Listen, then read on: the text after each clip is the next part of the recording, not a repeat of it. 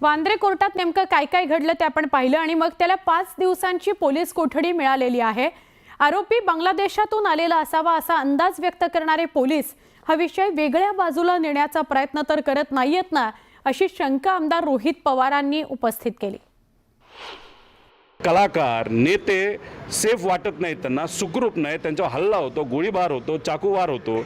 मग जर मोठे नेते आणि कलाकार आणि हे प्रसिद्ध VIP लोकच जर सेफ नसतील या महाराष्ट्रामध्ये, तर गरिबाचं आणि सामान्य लोकांचं काय होणार? त्याच्यावर चर्चा होण्यापेक्षा पोलिसांनी आता वेगळी भूमिका घेत, पोलीस जिथं कमी पडले, मग आता पोलीससुद्धा राजकीय नेत्यांसारखं नाही तर राजकीय नेत्यांचा आदेश घेऊन या सगळ्या गोष्टीला आता कुठेतरी वेगळ्या दिशेने घेऊन चाललेत।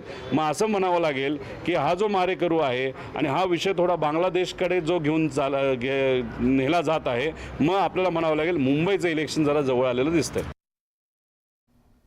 विरोधक अलीकडे काहीही बोलायला लागले। काही जणांनी तर सैफ अली खान प्रकरणात थेट मुंबईच्या कायदा सुव्यवस्थेवरच प्रश्नचिन्ह उपस्थित केला। हे चुकीचं आहे असं उपमुख्यमंत्री अजित पवार म्हणाले। विरोधक तर अलीकडे ठोकून काही पण बोलायला लागले।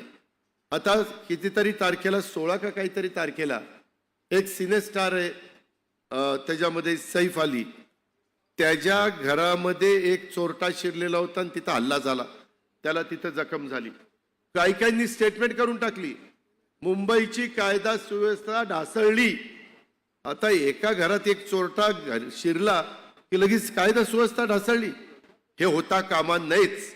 त्याबद्दल मी समर्थन करत नाही त्या चोरट्याचं, पण पोलीस यंत्रणा एवढी कामाला लागली आणि काल तो पठ्ठ्या त्या ठाण्यामध्ये सापडला।